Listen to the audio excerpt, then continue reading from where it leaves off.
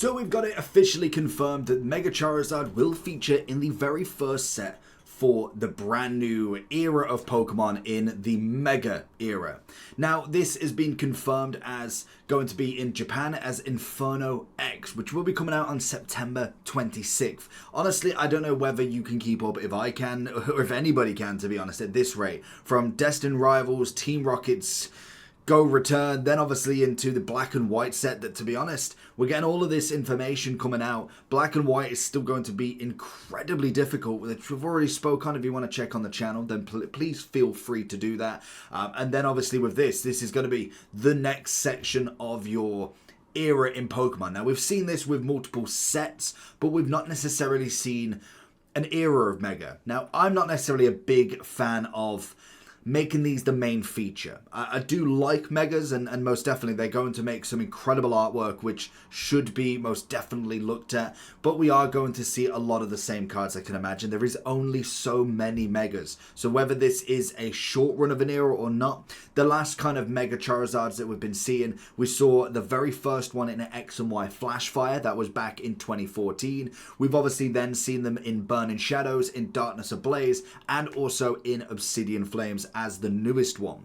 But like I said, we've not really seen too much of kind of a whole set being designed around it. We've definitely seen a considerable amount of Megas, which we will go through as we look through here.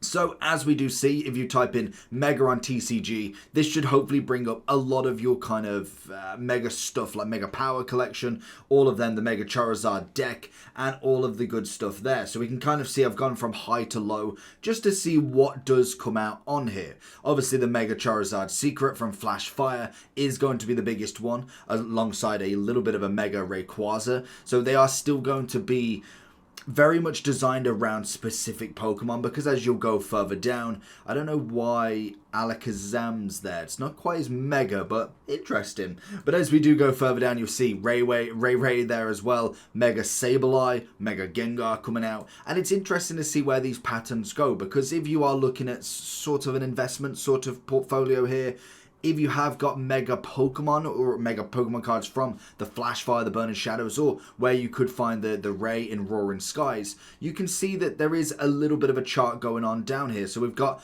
like we said, the most expensive Charizard in the Secret from the Flash Fire. That's coming in now. We can kind of see a dip, one Assault. Now, you've always got to remember with this is these lines here, so you can see where one has sold and a couple haven't. You've kind of got this sold at 460, you got 421 sold, 413, or you can go into the view more data and see where they sold and what they've gone for. So don't always take it as a face value that this is exactly what it is. You will see a lot of damage, light play, so this is kind of going on your near mint as such. So this is going to be the near mint price, whereas you can see a lot of people are doing a little bit of deals in the light plays as well. You'll be able to see a few more. So obviously if we go on to here, I've never been able to do this, but is it going to show me? So you obviously you've got it here, so you've got the damage on this. This looks bent as anything. Have we got the back as well? Yeah, so to be honest, in terms of a collection point of view, it's not the worst. Like, I mean, for $50 compared to the $350, I wouldn't mind having that in my collection. Wouldn't necessarily be a sold piece. It'd be very much, it's to stay in there. It's like, it's not necessarily going to gain too much value, but you'll be able to see a few more of kind of like your light plays, your moderate plays, and then your heavy played, and see what sort of prices they're coming in at as well. But we could kind of see a bit more of a flat line. They aren't necessarily jumping up in price. Obviously, Charizard's going to be the one that we want to study more so than anything, because he is the one that is confirmed in the set. We are then confirmed that there should be a Lucario and a Gardevoir coming in as well, so we could be interested to see where they come into this. Do they see it set at a bit of a better price going into it? You'll also see kind of like your tag teams, which are always going to be incredible to see. And we do see obviously then the kind of trusted sites of going into the Mega Charizard normal. This is obviously going to see a bit of a price increase as well. You want to go to a year, but it would be interesting to see more long-term kind of stuff. So where I would suggest looking there would be kind of going into your price charting, that we will have a look in a moment. But then if we go further down, we'll obviously find the most expensive Lucario and see where he's coming in at, because it's the interesting point of view. With a lot of these sets, we've had a lot of kind of news coming in, so you can see he's had a massive jump up. The news was kind of hitting, to be honest, the news was probably around about here where we got the mega news coming in. Maybe even in January, kind of like that first bump up, and then it's kind of just gone from strength to strength. So if you manage to hold on to a few of them, or even have just one, selling them off at the 90 could be the interesting play, to be honest. Now, obviously, we do look at the likes of a price chart, and let's go for... We go for popularity. We'll go from high to low because that should hopefully give us the Charizard. Obviously, a lot of Pikachus in there. The Mega Sableye, unless it's not going to give me. But say we do look at that Lucario, though, in general. It's interesting to see the play here. So we didn't... When did we even get it? Oh, that's the Japanese version. Where's the English version? So say we're looking at the Charizard in general then. So we've had him out. Let's go all. Is that all? That doesn't feel like all. Zooming in 1 year, all. Did he come out in January 20... Was it 2021? Wow, it must have been, to be honest. It makes sense. So we can kind of see the trajectory of this.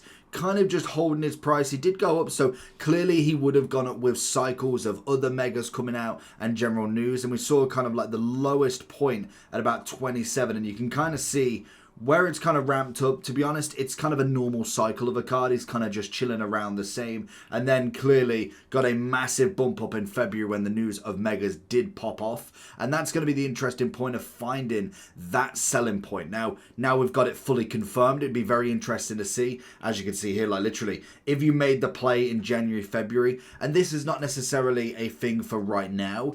It is more personally for and in the future. If we get...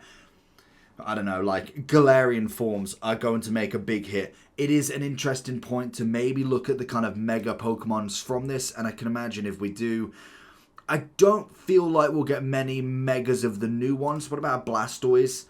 It's still popping off a little bit, going up, doubling your investment sort of thing. And the big thing is realistically, how many people have got 20, 30, 40, like a proper investment hold on a Mega Blastoise? It's probably far and few. Really, the only people that are going to have a mass amount of collection from this would be predominantly the shops. The people that sell the cards might have held a few and kind of got the news that this is coming out, and they could have potentially got like a little bit of a hold on some of them. But realistically, not many people are holding 50 Venusaur's Megas just in case. Like when you can see that the price, if we go from 2021 all the way down, like you're looking at a $10 to $12 card to then jump up to 35.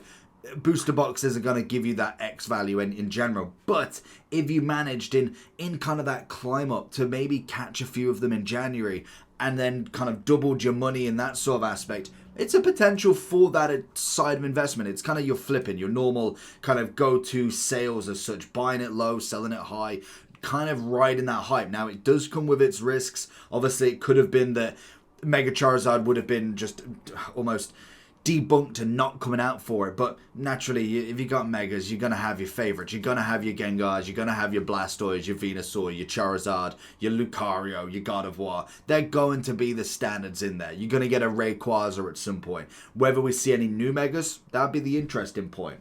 But in general, I do think this is going to be an interesting era of them. There is a lot of speculation that this could be the bubble that pops the kind of market normally we find with a base set. So a transition from your Sword and Shield, your X and Y, to the next, the Sun and Moon, the Scarlet and Violet, normally comes with a little bit of a drop in it. Now, with the hype at the moment, like I've heard somebody else kind of raise a point, I think it was Nostalgianomics, I want to say, kind of raised a good point of, you've got, say, all of these new scalpers, the sneakerheads, the people that buy collections of anything and sell it.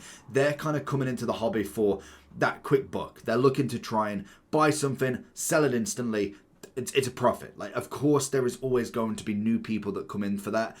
But there is, even if you've got 50,000, say you got 1,000 people, just make numbers easy, or even 100, it makes a really small number. You got 100 scalpers versus the 100 collectors.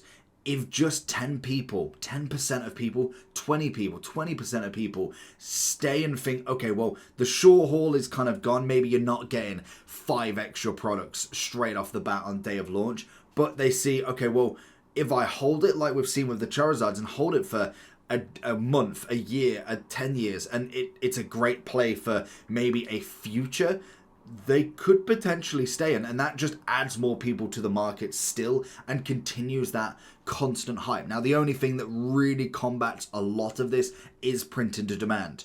Whether we see it, that's going to be a cross that bridge when it comes to it. Because realistically, at this point, we're at a point where they've never printed more, if you know what I mean. Like they are constantly upping the printing value, and it kind of shows in some of the quality in the English cards. But you're obviously at a certain point where they made, say, 2 million cards last year, then they're making 5 million this year, 6 million. We are always jumping up. So whether they can catch up with that demand is the biggest question that everybody's going to ask. And that's where being stung on an investment of paying $200 for a Prismatic Evolution Super Collection box is going to pay off or not. If they decide that Prismatic is like, that's it, the printers are not stopping for the next 2 years on Prismatic, maybe, just maybe, it does equal out the price. I don't think so, to be honest. I think Prismatic is a long and lost gone set now. I think it's going to be a very good price. Whether it continues to double and triple in the next couple of years, maybe, depending on the printing, but I don't feel it'll do it within the next month or two at the least. It more than likely will have some product and some sort of reprints going on, but realistically that set is destined for the stars.